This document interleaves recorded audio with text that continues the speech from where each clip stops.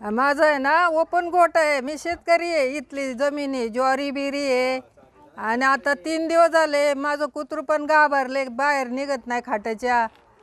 आणि मी पण 3 दिवस झाले खाली आलेली नाही, काय नाही. जनावर माझी बाहेर असतात बांधलेली, गोटा ओपन आहे. आता हे काय करायला पाहिजे यांनी? हां, वन विभागाने तेच आमचे विचार आहे, काहीतरी करून कारवाई करून पकडलं पाहिजे. मी एकटी पण असते दिवसभर, लहान लहान मुलं बाहेर खेळतात. बाहेर लहान लहान मुलं असतात.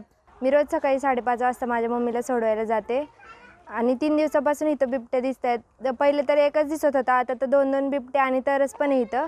जर का आमच्या घरातलं कोणाला जर काही झालं तर कोण जिम्मेदार राहणार आहे? आम्ही त्यांना सांगितलं आहे वन विभागाला, ते म्हणतात तुम्हीच त्यांच्या जागेत इथं राहायला आलेत आणि त्याच्यावर काहीच पर्याय नाही आहे. एकाला पकडलं तर दुसरे येणार म्हणतात.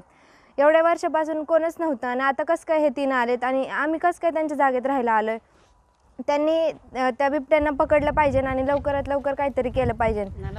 माझे काका पण रात्रीचे कामावरून येतात. आम्ही पण इथं, मला पण पप्पा नाही आहे. जर आमच्या घरात कोणाला जर काय झालं तर कोण जिम्मेदारी घेणार आहे?